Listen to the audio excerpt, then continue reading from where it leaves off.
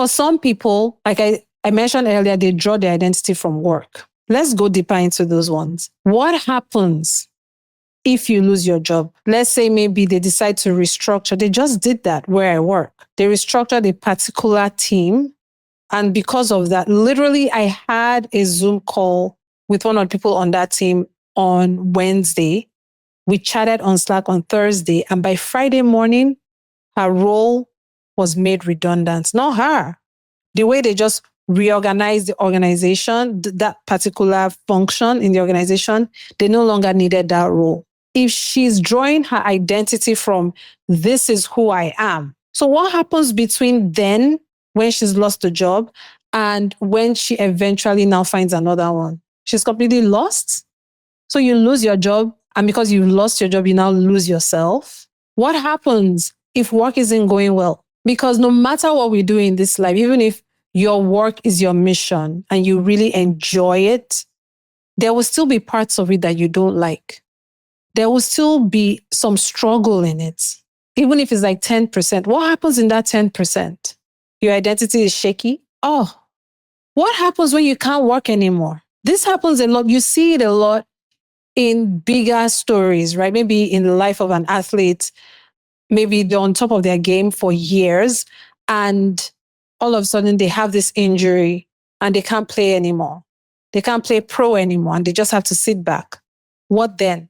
And you see them go into depression, go into, they become addicted to drugs or something, and they just completely lose themselves because the very thing that they put their identity on is shaky ground.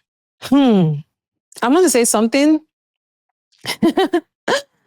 And some people are not going to like this, but I love you too. Some people put their identity on their familial relationships or their familial titles.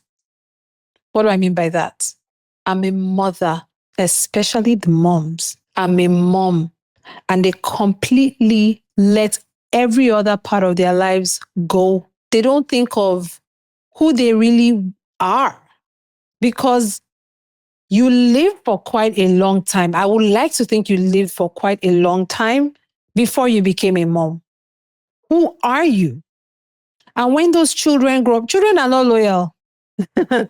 When they grow up, when we grow up, don't we want to live our lives?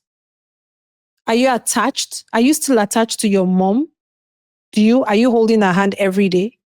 No, you're living your life. In fact, sometimes she might call and you're rolling your eyes like, oh, what does she want?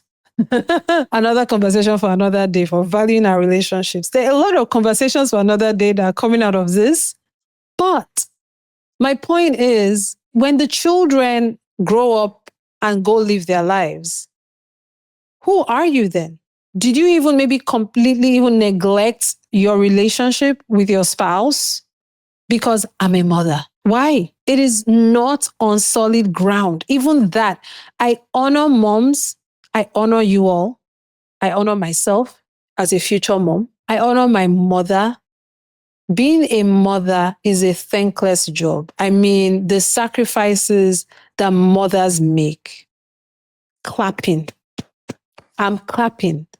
However, that is not who you are. You get to be a mom.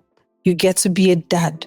You get to be a sister, a daughter, but that is not who you are. That is not your basic, most fundamental identity.